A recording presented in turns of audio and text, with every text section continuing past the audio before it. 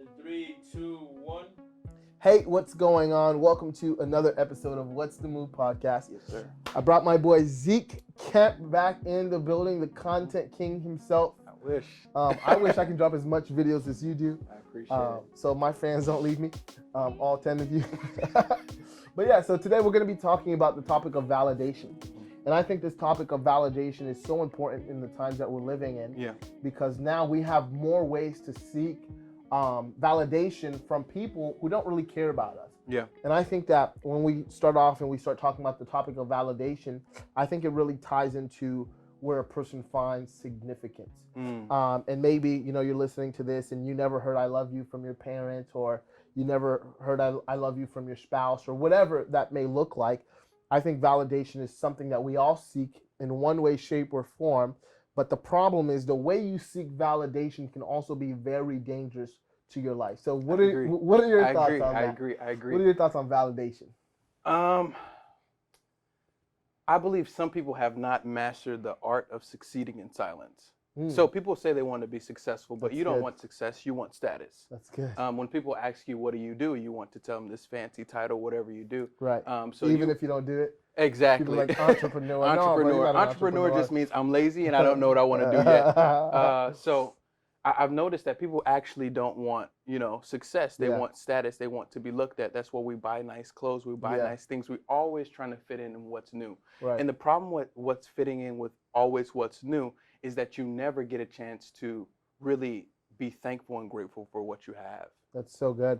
And it's kind of like where you're constantly chasing the next. Yeah. And it's funny because the title of this podcast is What's the Move? Yeah.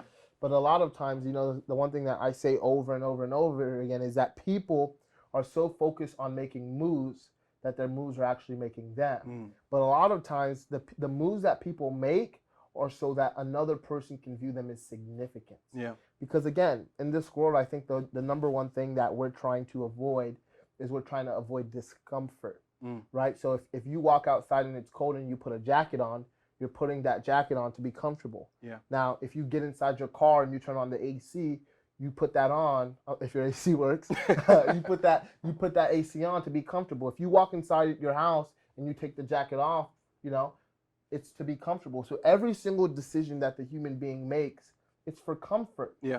So anytime a human being has to face discomfort, that immediately causes conflict. And what happens is too many people are living their life in the area of comfort. Yeah. And seeking people who will comfort them, seeking relationships that will allow them to stay comfortable. And what happens is a lot of times people won't step out and make the moves that they actually want to make. I'm not talking about like the things that they do for other people. Yeah. I'm talking about the moves that they actually want to make. They don't want to move because of what somebody else thinks about them or what somebody else will say. Because whether we know it or not, we seek validation from people. And I like how you said it's like silent success. Yeah. Break that down a little bit more, that topic of silent success, and how we don't see that in our culture anymore. No, for sure. Everybody wants to, blast the horn. This is what I'm doing. Yeah.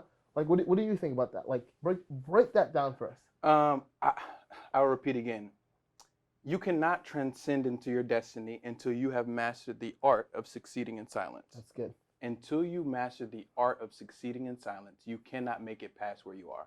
And So too many people, they want status. They don't want success. And you're lying to yourself when you tell them, I want to be successful, I want to be this, I want to be that. Yeah. You just want titles that make you seem better than where you are. Because why do you think that is? Is that because that gives the person a higher sense of self-worth? Or is their higher sense of self-worth actually tied to other people's opinions of them? Yeah. Yeah. And the thing is, if your self-worth is tied to another person's opinion, that means you're going to be a roller coaster going up and down. Your emotions are constantly going to change. Your mood is constantly going to change. And what you're going to notice is that you're going to be one way with this person, another way with this person, because you're seeking validation so much that you don't live an integrated life. Yeah. And the thing I love about my iPhone is that my iPhone or my MacBook, they connect with one another. And I believe that many people, even for myself for the longest time, we would live very different lives. And if we really want the significance, not success, if we really want the significance that we're looking for, I believe that we must live an integrated life. I believe that we see the fruit of significance when we see somebody living an integrated life, meaning that they are the same person here that they are there. Yeah. They are they have the same heart here that they have here. Meaning that they're not bouncing around from different emotions, but they're steady, they're firm, and they not only know who they are, but in a Christian context, they know whose they are. Yeah. So then their life is not controlled by the opinions of other people, but it's actually dictated by the love of one. So now, as we continue to talk about this idea of validation, let's say there's this person listening right now and they are struggling with validation. One, would you say that's wrong or that's bad? And if they are struggling with validation, how do they get out of that? Or can the need for validation also be a good thing in some aspects? What are your thoughts on that? Well, like you said, from a Christian perspective, you know your identity once you know that God is the one who defines who you are. Right. I think if you're looking for different tactics to try to look for validation less, I would say one of those tactics is to stay off of social media if you can't handle it. Right. Because what I found out is that Instagram is the comparison landmine. Yeah. You will blow yourself up. You will blow your dreams up if you step or you scroll on the wrong place on Instagram. That's right. Every time I scroll on Instagram, I'm seeing people flex money. That's all I see. They got the hundreds. I'm like, put your stimulus check away, brother. But in reality, it's like, okay, we understand you have money. You know, we understand you have the finances. We understand you can flex, but show us financial literacy. Right. We understand you have the car. Anybody can buy a car. Right. You know, anybody can go and do these things, but show us what it means to build our credit. Right. And I think that's where the area lacks. And what you see is this generation is following suit in these different things. So we go to Instagram for validation. Exactly. And I think that wanting validation is not a bad thing, but it's the measure, it's the extent that you go to get validation. So for example, if you go look for a relationship for your validation and your self-worth, you know, then what happens when that relationship ends? Now that person becomes your whole life. You know, and then when things end, if things end, then you're going to be like, what do I do with my life? Or I know some guys, you know, their validation comes from going to a club and trying to hit on girls. Hey, you know, do you? But like, if that's where your validation comes from, if that's where your self-worth comes from, that's not a strong foundation that your life should be built on. Yeah. You know? And again, I believe that, you know, what we want is significance, right? I believe that in all of us, we do want to make moves. So really my encouragement is, you know, if you want to make moves, don't make moves for the opinions of other people. Yep. I would say look at your life and ask yourself, hey, what do I really want from life? You know, if I want a sense of connection with somebody, why don't, you know, I kind of move away from the person that I'm trying to be and take some time to realize that, hey, like, who was I created to be? What is the purpose of me being here? And you know what the biggest tragedy in life is to go throughout your whole life impressing everybody else, but not really impressing yourself. You know? And I want to segue into this. I believe that we live in a culture and even in an education system that tries to teach people, excuse me, that tries to teach people. Something you got to let your throat. I don't know what that is. Get some water, my brother. We live in a culture and education system that tries to teach people self-esteem.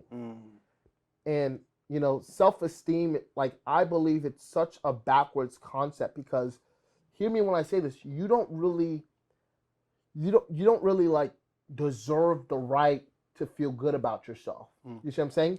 Like, hear me when I say this. Like, when we think about self-esteem, I believe that, like, you shouldn't feel good about yourself just to feel good about yourself, right? The reality of life is, hey, sometimes you do stupid stuff. Yeah. Sometimes, you know, you mess up. Sometimes maybe you're starting a business, but hey, you probably don't have what it takes. So I believe that people shouldn't feel good about themselves just to feel good about themselves, but they should have self-acceptance, meaning that, you know, I'm not where I want to be, but I'm also not where I used to be. Yeah. I know that where I am today is not where I have to be tomorrow. I know that, hey, I'm starting a business. I don't really know what I'm doing, but I'm figuring it out. I'm making moves. You know, I'm a part of the journey. And see, the thing is, when people want self-esteem, in my opinion, what happens is, because they seek self-esteem, they say, well, I don't feel that I can do it, so I'm not going to try to do it. And see, the difference between if you can or you can't is if you believe whatever you believe. If you believe you can't, then you can't. If you believe you can, then put the work in and you can. Yeah. So when I talk about the difference between self-esteem and self-acceptance, what resonates with you, and to what degree do you believe that's true? Because a lot of times when I say that, people are like, what do you mean? Like, you shouldn't say that. That's not a very nice thing, you know, to, like, what are your thoughts on that? When we talk about self-esteem and self-acceptance. Well, if you do a dichotomy on self-esteem and I self-acceptance, don't know what that means. I'm kidding. they're pretty much similar. Yeah. They go hand in hand. But I think self-acceptance is accepting who you are, Yeah. accepting your flaws, accepting your setbacks, Right. accepting who people don't see that you are Right. when the door is closed and when the light is off. Yeah. I think self-esteem is what we put out, is when we put our chest out and what we want other people to see. But I think there needs to be a balance between both. Yeah. I think it goes hand in hand, because it's being your biggest supporter and also being your biggest critic. Yeah. So for people who are struggling with low self-esteem, or maybe they're trying to get some sort of self-acceptance, like I said earlier, I would highly encourage you, because social media is where you try to Right. find that. You know, you post something and you want to like on it, Right. and you'll take it down if it doesn't get enough likes. You know. And I think in an actionable step with this is, whenever you feel a certain way about yourself, right? Maybe you begin to, you know, feel anxious because you don't like the way you look, or you don't like the way you do your job. I think the actionable step is to realize, hey, what made me feel this way, right? And actually, let me backtrack that. Nothing can make you do anything, first of all. No one can make you upset. No one can make you angry. No one can make you sad. No one can make you bitter. No one can force you to do anything. But the question that people have to ask themselves is, what was the action or the event that led me to believe this, right? So what was the thought that came into my mind? And now the thought can come into your mind, but whatever you believe about that thought will now cause a result. It will cause a feeling. And now, based on that feeling, you will take an action. So let's say, for example, if I get a thought in my mind and I say, hey, I'm not good enough, right? I'm not smart enough to run a business. So that's my belief. So if I believe that I'm not smart enough to run a business, then I will start to feel anxious. I will start to feel worried. I will start to feel like a fraud. So whenever you have the feelings, trace your thoughts back to what is your belief about whatever that action or whatever happened. What is your belief that led to those feelings? So now the flip side of that, right? And then what happens is people are like, oh, I don't have any self-esteem. I don't feel good about myself. Well, really, if on the other side of that, you can say, hey, you know, I don't have what it takes to, you know, run a business at this moment. I don't have enough knowledge to do it at this moment, but I also know that there are resources out there. So instead, what I'm going to do is I'm going to use my time wisely, and I'm going to commit to learning more. So then by tomorrow, I'm going to say, hey, I know more than I knew yesterday. You know, 2 weeks later, you can say, hey, I knew more than I knew 2 weeks ago. Yep. You know, and I think that's the crucial part when we talk about self-esteem. So like, trace that belief. What is the belief that you have about yourself? What is the belief you have about your abilities? And what is the belief you have about other people? Yeah. You know, I think that's crucial when we're talking, you know, when we're talking about this topic. You know, what are your thoughts? Whether you feel insecure, whether you're depressed, whether you feel like you're not good enough, whatever it is, I think it's huge for us to embrace those emotions. Right. I want you to embrace those emotions. I want you to take them in, and I want you to know that your feelings does not change God's plan for your life. That's good. Your feelings and how you feel about yourself does not change God's plan for your life. How you feel, what you think, what you eat, how you behave, that does not change God, because God knew what you were going to do way before you're going to do it. That's so good. Yeah, and through it all, and it's like, what people have to remember is that their feelings aren't final. You know, your feelings aren't final. And the thing is, yes, your feelings may be real, but your feelings aren't reality. Yeah. You That's know? good. So that's, I think when we talk about this topic of validation, when we talk about self-esteem, when we talk about self-acceptance, all of these things, it goes back to what do you believe? You know, what do you believe? Because no one can control you to do anything. No one can force you to think anything. But it's your belief about that action or about the event that happened. And your belief, the belief that you have, will cause a certain feeling within you. And now that feeling will either produce, you know, something that's going to push you forward or that's going to pull you back. But you know, something I always say on here on this podcast is that you don't have to stay where you started. You don't have to stop where you are. There's no better time than now. There's no better person than you. Yep. No, you don't need self-esteem. You just need self-acceptance to say, hey, I'm not where I want to be, you know, but I'm also not where I used to be. And that's the move. That's the move, people.